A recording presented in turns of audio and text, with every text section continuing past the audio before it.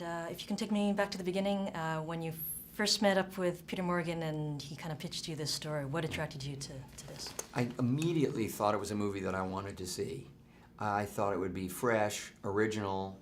I knew that it could work cinematically on a very intense way. It could transport an audience into something that was demanded to be seen on the big screen because it was so, sort of cool and alive and visceral.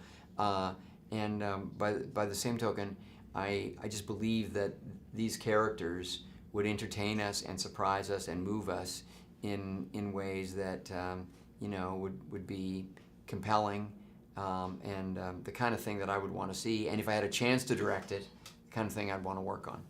Okay, cool. So, it is a very visceral movie. One of the things, I saw it on Friday, one of the things that impressed me was that not only was there this action stuff, but there's a lot of, quieter drama and all that. So could you talk about the balancing act of,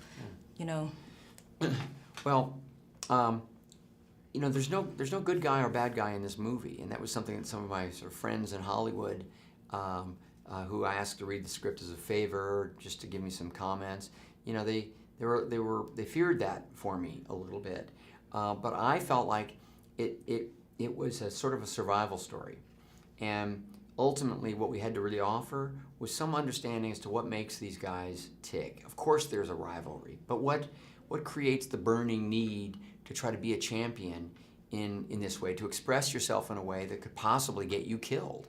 And I think the answers were kind of surprising, but they were very, very personal. So yes, we wanted the intensity of the racing.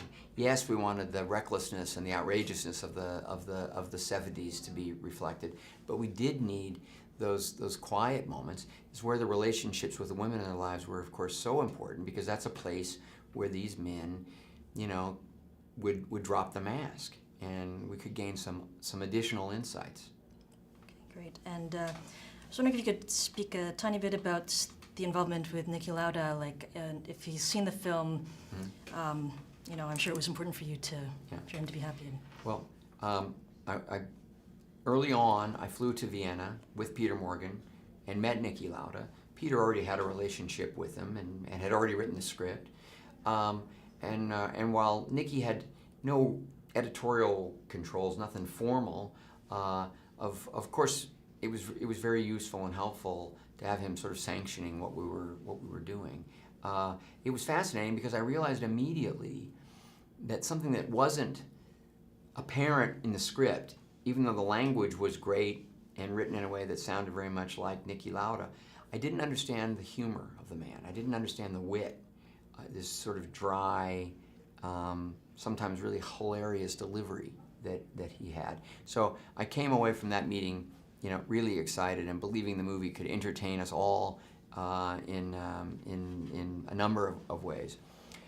When he finally saw the movie, he was very thrown by it at first, because he's the kind of forward-thinking guy that doesn't really want to look over his shoulder, and particularly at some of the really intense things, this accident that he came back from that scarred him, and I think it threw him.